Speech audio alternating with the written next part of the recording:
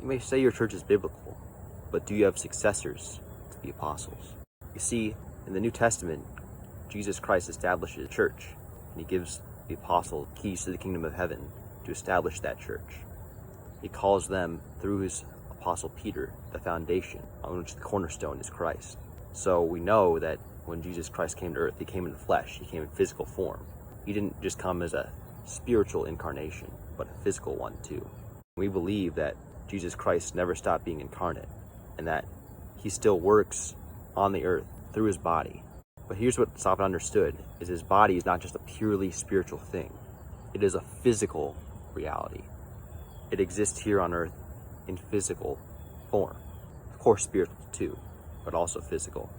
And so if that's the case, we cannot just reduce the church down to a thing that people believe, that if you believe these tenets, you're in the church.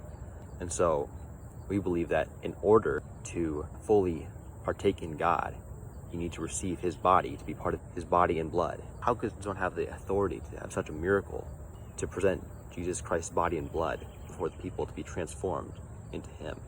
Well, we have to go back to the apostles and their successors, the foundation and what grew out of them, the temple that God is building in the New Testament. We see that the apostle Paul gave Timothy and Titus the authority to succeed him, the authority to go out, proclaim his word. And he says to them that it's your job to make successors of yourself, that no one just takes it upon themselves, but you must make successors, because this is how the church spreads in physical form. Jesus appointed the apostles who laid hands on other men. So there's a physical line of succession from the day of Jesus until now. The church is a visible institution on this earth. You can identify it throughout history. If you can't do that for your church, I would strongly recommend looking into why that is. In terms of churches that have people place their hands on them, going all the way back to the apostles, you don't really have that many options. Mainly it's going to be Catholic and Orthodox.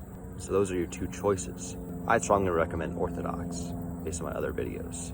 But if your church does not have successors to the apostles, making the church not just a set of ideas, but a visible institution, then I would look into that. I hope you have a blessed day.